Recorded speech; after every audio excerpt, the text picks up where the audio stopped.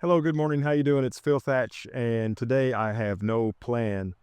Last time I came out and did photography, I had a plan. I wanted to shoot that ice house. I spent 2 hours working on that one shot, and I got the shot. Today, I don't even know what genre of photography I'm going to do. I've brought my Z8 and I brought the 600 PF, but I also have the 24 to 120 and my ultra wide Viltrox 16 with me. And I'm just going to look around and see what I can find. The first thing that I noticed that looked interesting, I was kind of heading to Harrison Bay State Park where I thought I might hike one of the hiking trails there. But right here in this little area, this little day use area outside the park, there were quite a few seagulls or gulls flying around. So the first thing I did was I put the 600 on and made a few shots of those. But I've gotten bored with that, so now I'm going to go see what else I can find. All right, here is the Gull picture, and it is 600 millimeters, 1/500th of a second, wide open at 6.3 and ISO 1100. This particular one has caught a fish. As you can see, it's flying along with the fish in its mouth, so that's pretty cool. Here's another seagull shot. These are ring-billed gulls, appropriately named. You can see the ring on the front of their bill. This is another 600 millimeter shot. They're all going to be 600 millimeters with this lens. It's the prime lens, 1/640th of a second, wide open at 6.3 and ISO 900. And here is another ring-billed gull. It's looking down at the water, maybe trying to find itself a fish to catch. This is 600 millimeters, 1/640th, f6.3 and ISO 900. Well, let's see what else we can find this morning. So now I'm on the Lakeshore Loop Trail inside Harrison Bay State Park, and this is the trail where I made my little B-roll video that I called a brisk morning hike. Kind of a beautiful trail, just a short trail. And I still have the 600 millimeter lens on, and I thought I might hike down this trail and look for birds, but also landscape photography opportunities. So that's what I'm doing now. So I should probably stop talking and start looking. Hiked a long way down the trail, stopping at various places, looking for birds mainly. I saw 2 or 3 tufted titmouse, but didn't get anywhere near close enough to make a photograph. And then I found this. I don't know if you can see that in the picture there, but there is a tree laid down in the water, and it is in the water completely. That's the good news. I figure I could get a long exposure shot of that. I brought neutral density filters with me. The bad news is it is super, super muddy right there. So to get over there is going to be just crazy. Good thing is I'm wearing my muck boots, so we'll see how that goes. I may go back up to the shore and try to go around to the other side of all of these fallen trees. It doesn't look quite as muddy over there, but one way or another, I'm going to get out there and get a shot of this fallen tree in the water at a long exposure. I ended up going back and putting the 24 to 120 on. The 16 was just a little too wide. And most of my shots have been at 24 millimeters, but some have been closer to 28. I'm just trying to get this composition good. And the trouble of it is there's just too much stuff in the background.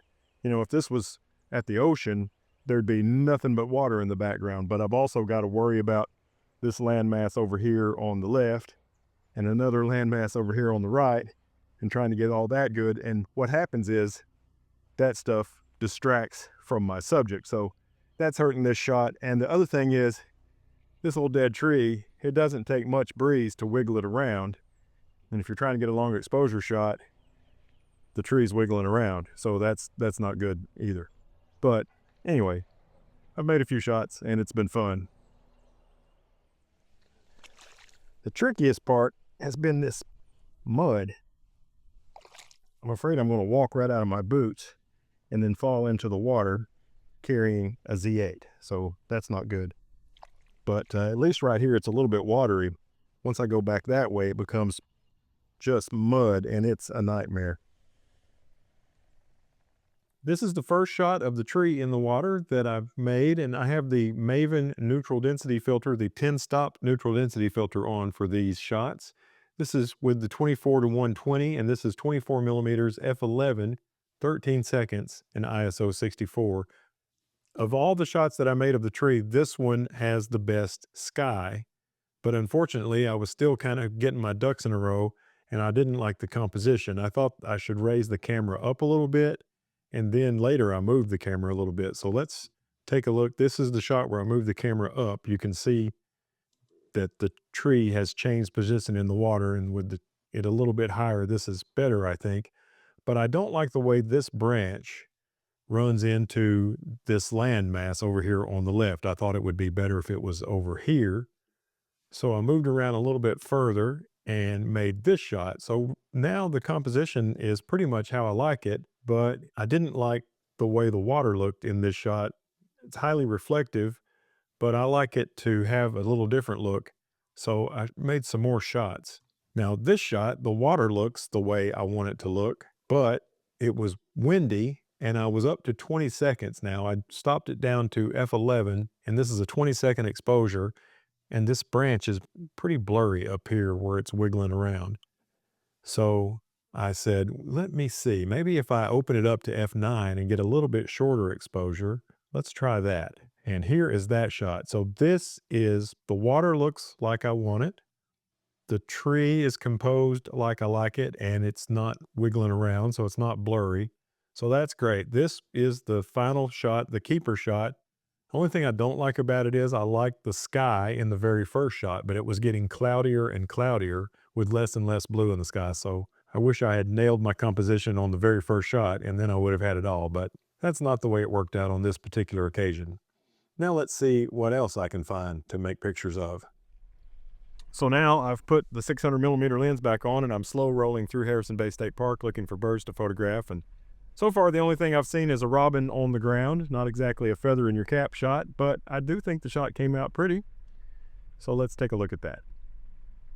Now I'm back with the 600mm f6.3 lens, and man, that lens is sharp. This is 1/100th of a second out the window of the car, just leaning the lens against the windowsill, wide open at 6.3 and ISO 800, 1/100th of a second, and look how sharp the eye is on this American robin there on the ground at Harrison Bay State Park.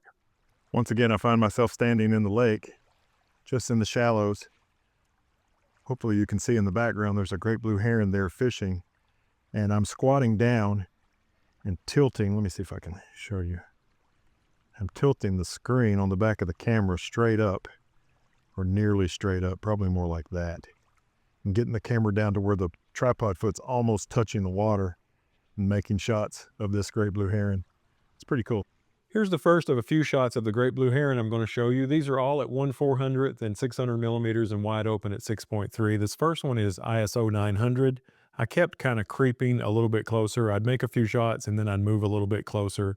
Just love the way these birds look when you get down at a low angle. I know the great blue heron is really common around here, but I think of all the wading birds, the egrets and the herons, maybe the great blue heron is the prettiest of them all. So it's fortunate that that's what we have a lot of here in the Chattanooga area. Here's another shot with the exact same settings, except the ISO has crept up to 1100 of the beautiful great blue heron with the camera almost touching the water. And another shot with the same settings, except the ISO is now 1000. I have it on auto ISO, so it moves around a little bit. We've seen 3 pictures.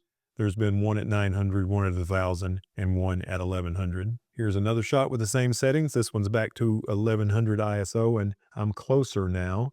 So I'm trying to get the best shot I can get. I'm a little bit closer again for this shot, and it looks like the great blue heron is getting a little more serious about its fishing trip. This one's 800 ISO. The rest of the settings are the same, 1/400th and wide open at 6.3. Here's an 1100 ISO shot with otherwise the same settings. I thought this was really beautiful. This one, I don't think I was as low as some of the other ones, but I'm still very low. Just a couple of 3 inches will change the composition quite a bit. And now it has begun to rain, and the great blue heron has caught a fish. This is 1250 ISO, is a little bit darker as the rain was happening. Some of this water that you see is rain falling, and some of this water that you see is where the great blue heron has shook its head after dipping its nose or beak into the water. The only thing I don't like about this shot, it's definitely my favorite great blue heron shot of the day. The only thing I don't like is the shiny fish is just about overexposed. Maybe it even is overexposed just a little bit. Not a lot of detail in the fish, but otherwise really happy with this great blue heron shot there. I had my left hand under the tripod foot on the lens and my hand was in the water. The tripod foot may have been in the water just barely, but my hand that was under it definitely was in the water for this shot. So the eye of the bird is actually above the camera. I must say that I prefer, for stills photography, the way the flip screen works on this Z8 over a fully articulated screen like the Z52 has, for example. Now, for video, especially video of yourself, I prefer the way the Z52 screen is, the fully articulating screen. But this screen is just really awesome for stills, especially like that Great Blue Heron I just photographed, getting the camera down low and tilting the screen up. It can be done with the fully articulating screen, but it seems to work better with this screen. So that's going to do it for me today here in and around Harrison Bay State Park. I hope you enjoyed this video. It's been raining ever since I was doing the Great Blue Heron, but now the rain's starting to pick up a pretty good bit, and it's getting to be past 10 o'clock, which is when I like to quit and go home and work on the video. So thanks for watching. Hope you enjoyed it. If you did, hit the thumbs up. If you want to see some more stuff like this, subscribe and hit the bell. As always, I hope to see you in my next video. Thanks for watching. Have a great day. Bye-bye.